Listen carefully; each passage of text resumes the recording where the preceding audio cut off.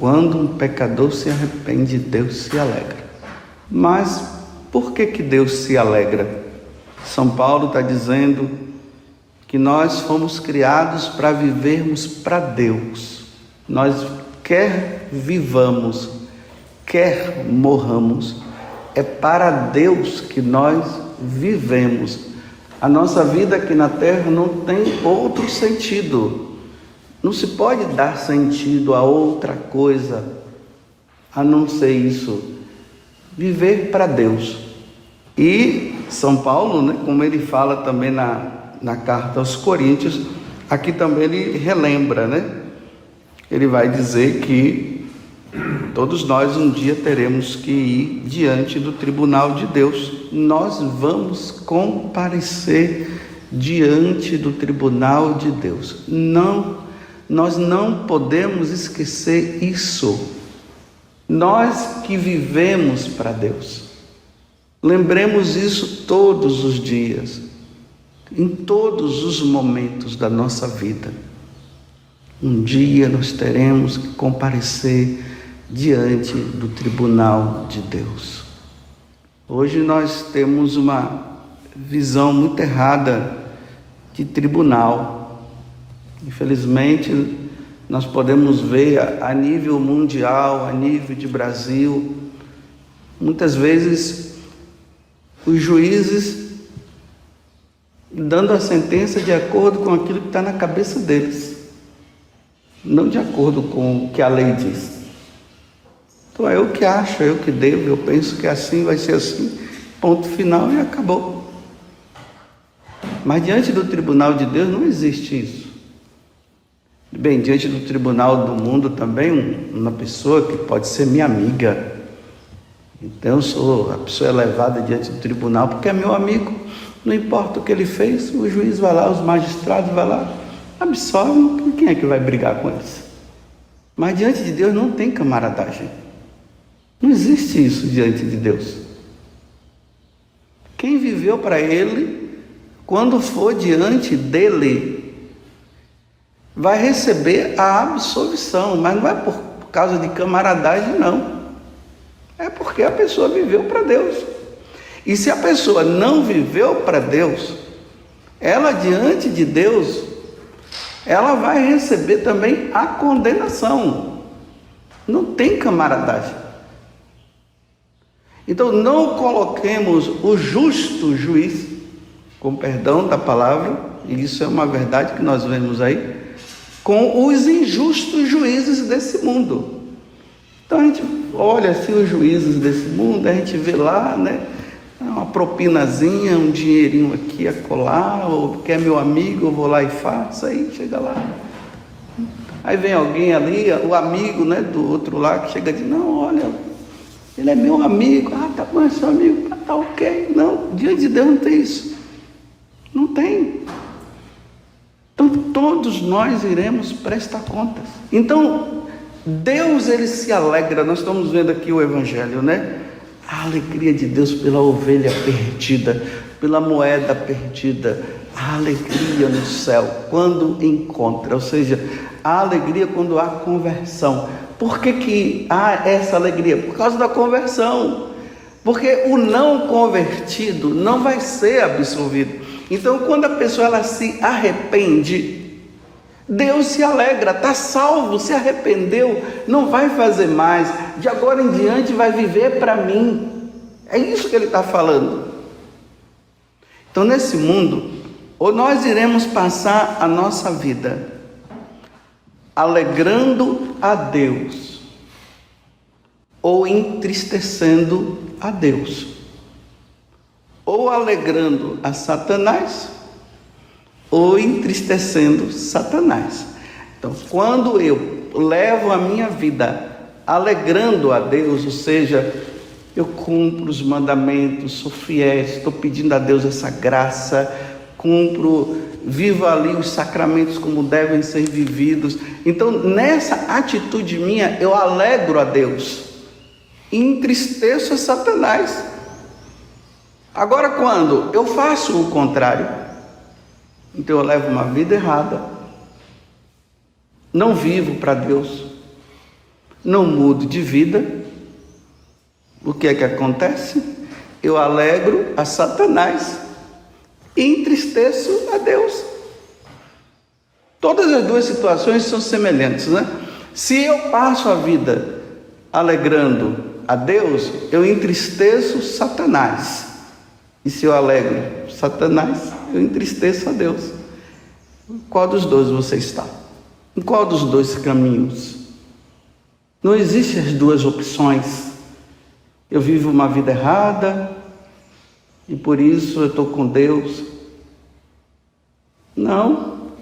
Ou se vive uma vida certa e vive para Deus, ou o contrário, não tem.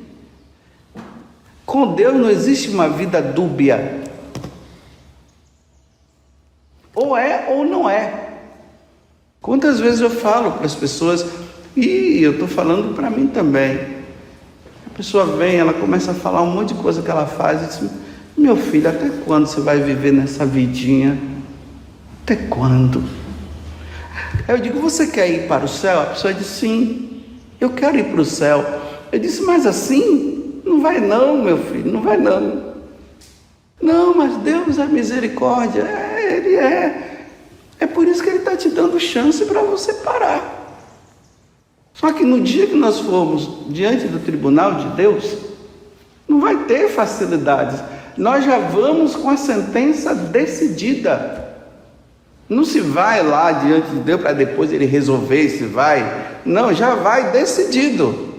Quem passou a vida alegrando a Deus, vai diante dele já absolvido.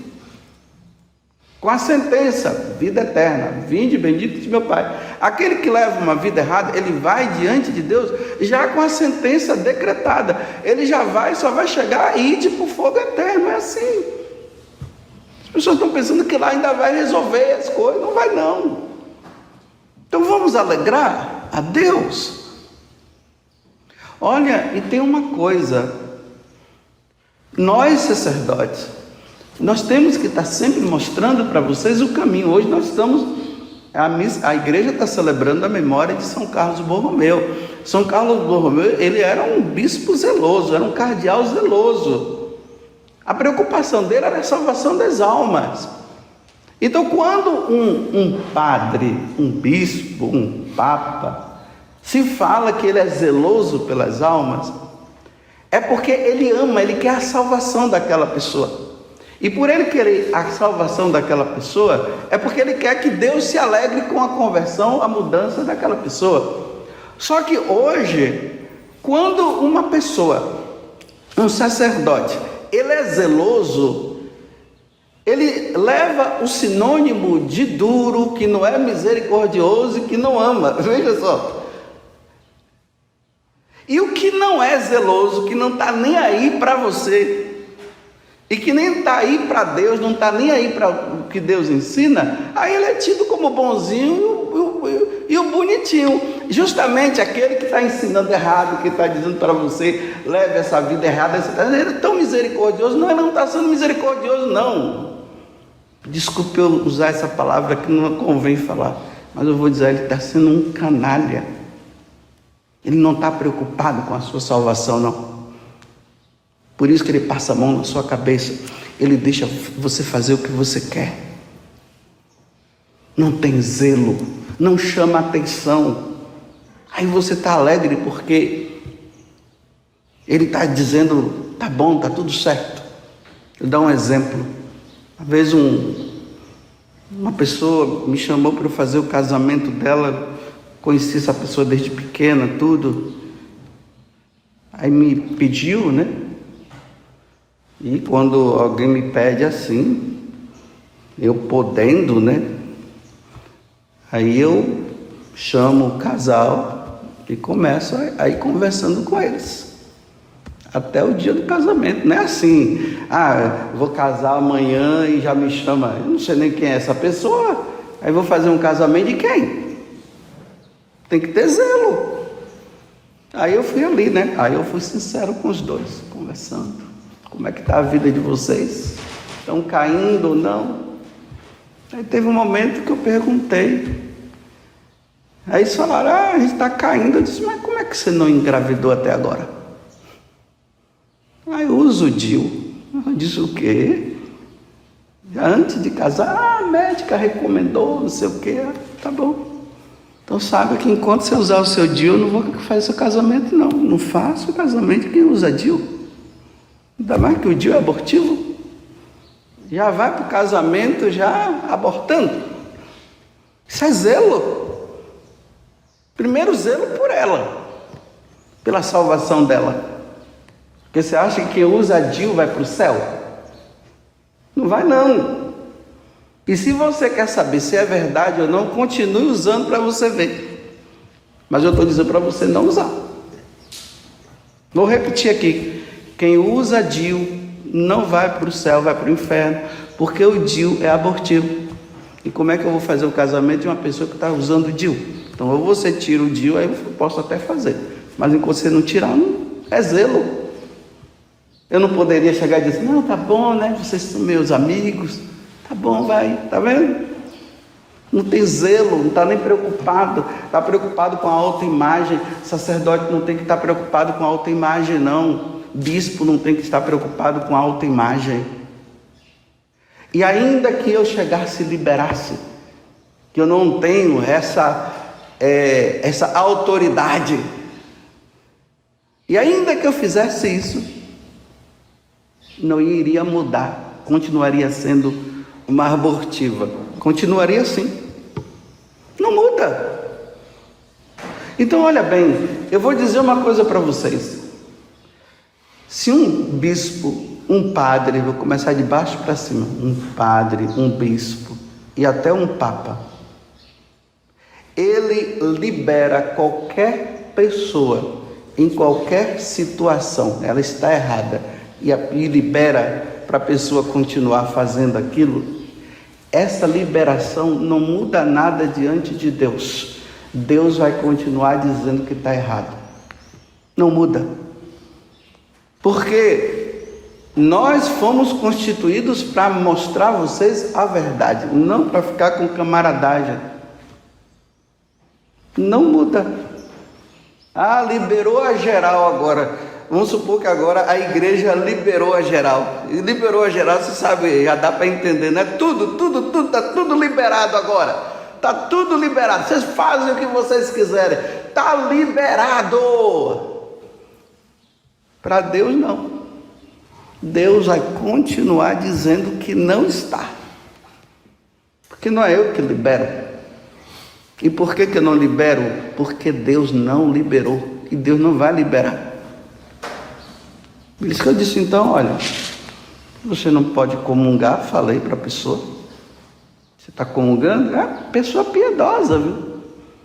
Então hoje até os piedosos a gente tem que estar observando, porque tem gente aí que entra na fila da comunhão com uma cara de piedade que ganha até de São Miguel Arcanjo, de São Gabriel e de São Rafael na piedade. Você fica assim admirado com tanta piedade, mas leva uma vida errada que só eles é quem sabe, mas consegue enganar qualquer um. Aí eu disse, olha, tem que parar, vai tirar esse negócio. Vai tirar ou não vai? Ah, vou tirar, então tá bom. Uma boa confissão, vida nova. Porque Deus não liberou DIU para ninguém. Ah, mas o meu sacerdote lá, o meu padre, camarada, né? Ele me liberou. Ah, foi.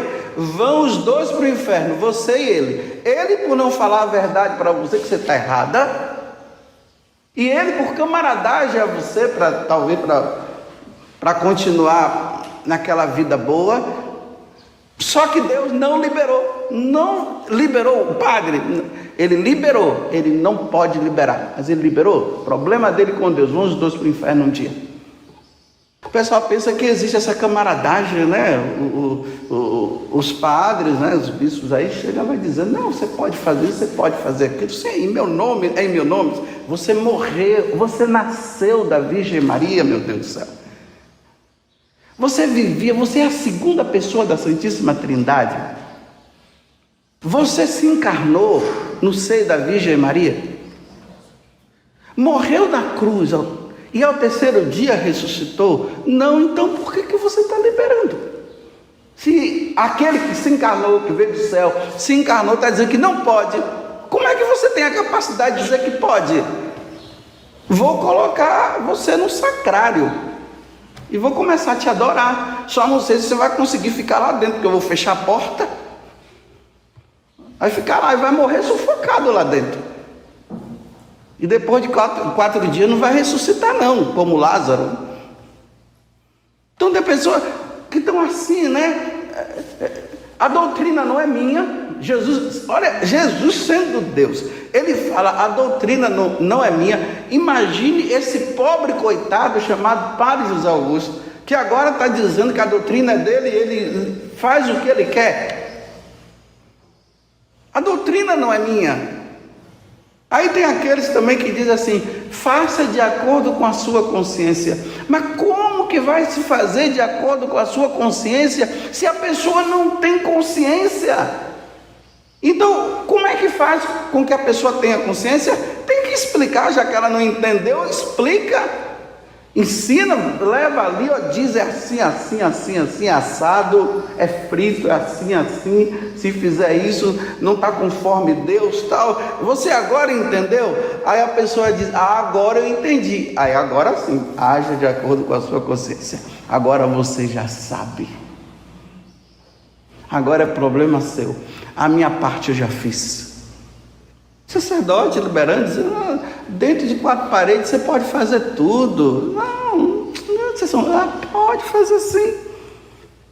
Tudo você pode fazer. Aí a pessoa não é casada na igreja, né? Segunda união. Que para mim, na minha cabeça, não existe casamento de segunda união. Só existe um casamento. Agora, o de segunda união, não existe casamento de segunda união. Se juntaram lá, estão vivendo. Adultério. Aí é porque, meu amigo, aí eu chego e digo assim, em vez de eu chegar e dizer, explicar, para os dois se converterem e dizer assim, nossa, eu preciso mudar de vida, eu preciso resolver essa situação. Olha, como é que eu entrei numa enrascada dessa? Aí a alegria no céu. Aí não, eu faço com que Satanás continue alegre. Aí eu digo assim, olha, não conta nada para ninguém não, e está liberado, vocês podem comungar. Afinal de contas, vocês são bonzinhos. Meu Deus do céu, gente, tem tanta gente boa no inferno que vocês não sabem, vocês não sabiam não, que o inferno está cheio de gente boa, só não cumpriu o que Deus pedia. Aí fica aquele casal, né? Não, mas o padre me liberou. Que liberou nada? Você tem que perguntar se Deus libera. Se o capítulo 10 do Evangelho de São Marcos e 19 de São Mateus, lá no capítulo 7 da primeira carta aos Coríntios, que Paulo diz, se você estiver casado, não largue a mulher. Agora, se ela morrer, você pode até casar de novo. Você está livre para casar. E aí, no Evangelho de São Marcos, pergunta lá, se pode se separar. Aí no final, Jesus disse, se largar e ficar com outra é adultério. Aí aquele camarada, o padre camarada, vai lá, que não está preocupado com a sua salvação, porque ele já perdeu a fé dele, ele já não acredita mais na doutrina da igreja. Ele chega e diz para você, não, pode continuar, fique no mesmo quarto, durmam juntos, sejam felizes, né? Podem comungar sim, porque eu estou liberando. Olha só, eu pergunto de novo, você é a segunda pessoa da Santíssima Trindade?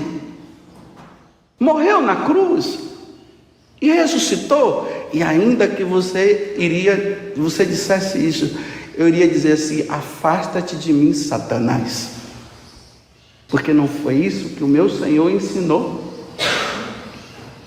Está vendo essa política da boa vizinhança, da boa amizade, somos todos amigos, está tudo bem. Aí às vezes sou durão com o meu inimigo, e com o meu amigo eu sou assim, libero. Não, gente, é muito sério ser padre, é muito sério ser sacerdote, é muito sério ser bispo, é uma coisa muito séria, não é brincadeira. Hoje se brinca de ser padre. Até quando?